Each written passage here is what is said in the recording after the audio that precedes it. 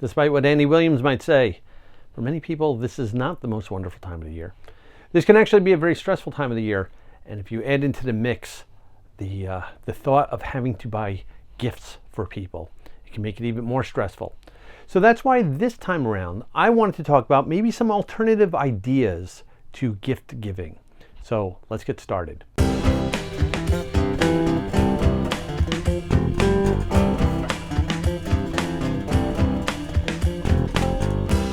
Oh, the holidays.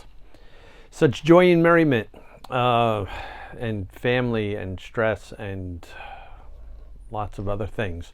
For some of us, there's good points and bad points. Not everybody loves this season as much as others.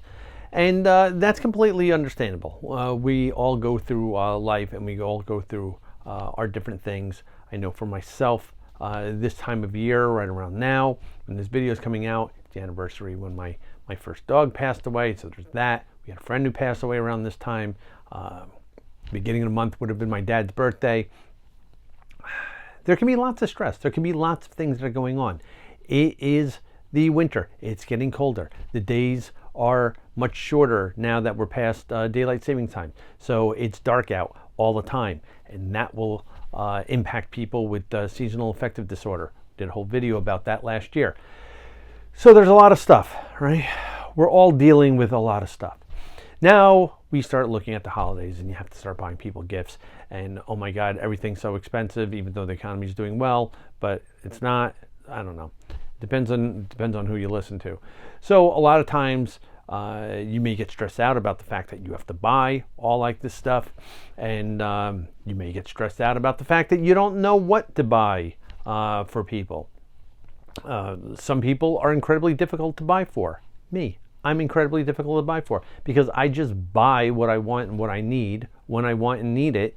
And then the year end rolls around. People are like, what do you want? I'm like, I don't know. I got everything. Recently got into rock climbing, right? Mentioned that. Yeah, but I already bought all my shoes and my harnesses and stuff like that. There's nothing for anybody to get me anymore. So that can be a bit of a problem. So I started thinking about it because I know for myself, I personally don't really enjoy getting physical items as gifts anymore. Right? I have way too much stuff already. I'm trying to simplify. I'm trying to downsize. So getting more things that I may or may not even like or want or use or need, that's also stressful for me. Because then I've been like, yeah, this is awesome. I know that's going to sit in my attic for years to come.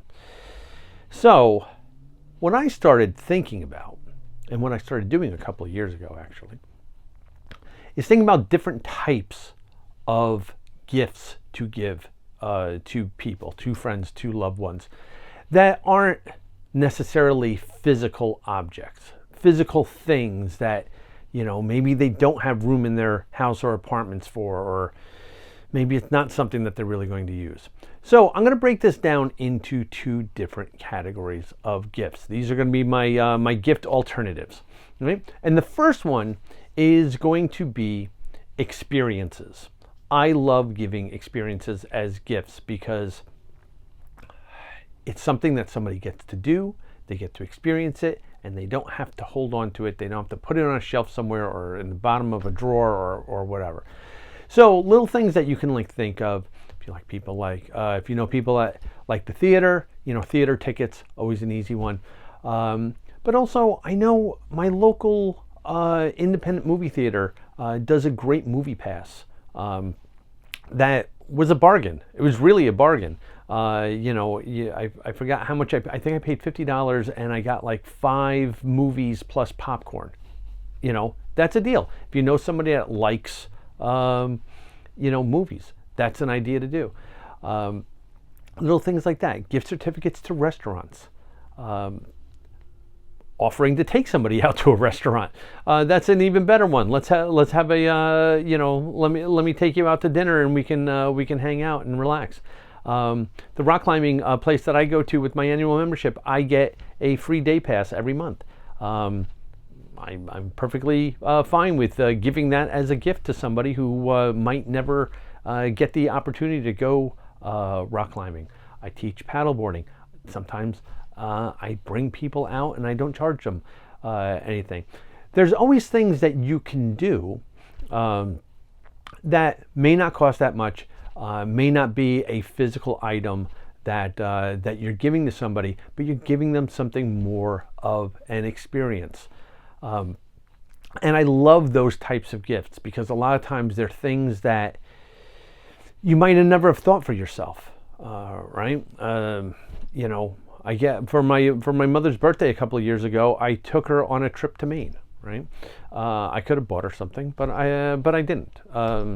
Actually, she ended up for Christmas. She ended up getting a photo book of the trip from Maine. So I ended up buying her something anyway. But so these are the things that you can think of. Things of different experiences. Think of things that people are interested in, what they like, what they don't like, as well, and see if there's something that you can come up with that you can give them an experience, something that they can do.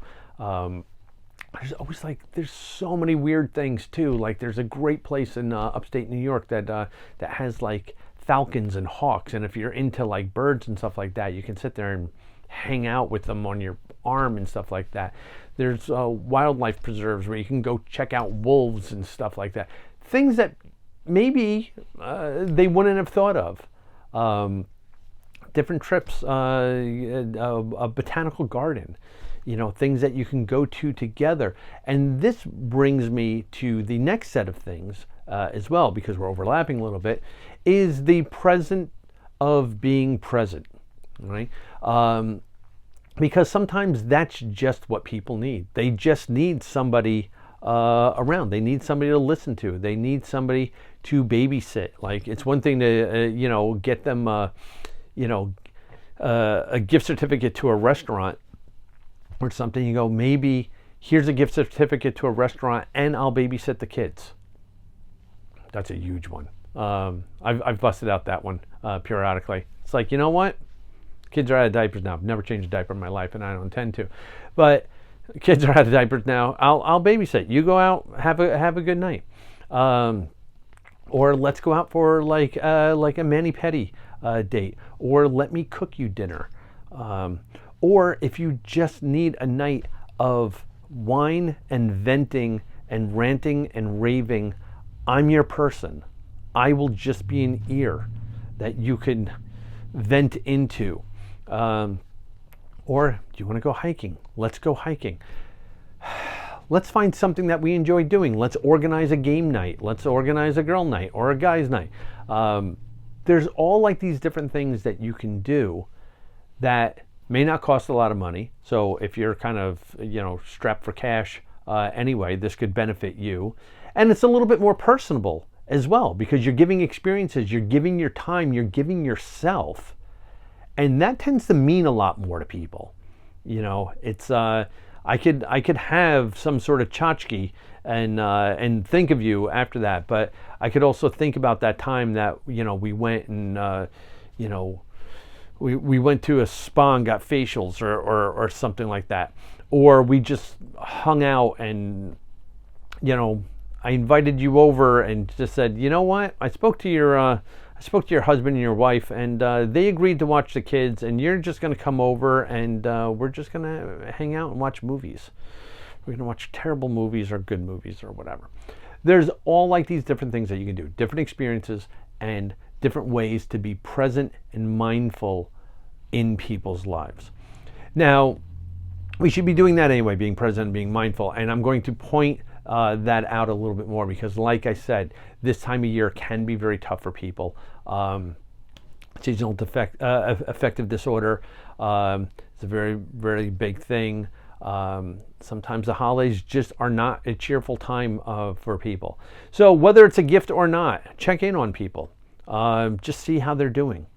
If you know somebody who's lost a loved one, it can make this time of year so much harder. If you know someone who's gone through a divorce or a breakup, if you know someone that's had a medical procedure recently and can't get out and go do the things that they would normally do, this is a perfect time to reach out and be present in their lives, and just be mindful of that.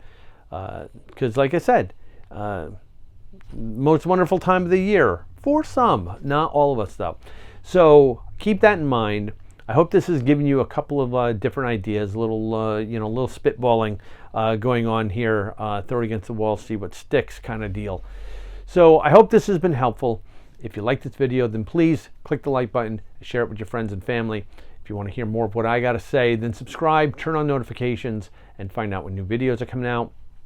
And leave me some comments down below. Let me know if you have some great ideas that you like to do. Do you like to bake for people? We do that every year. We bake cookies and stuff like that and give them to like neighbors and stuff like that. It's just a fun thing to do. Doesn't cost much. Doesn't take much time. They appreciate it. We've kind of started swapping cookies with some of our neighbors, which is awesome. So, but let me know any sort of ideas that you have, because I would love to hear them. So until we speak again, be well, be safe, and be kind to everybody.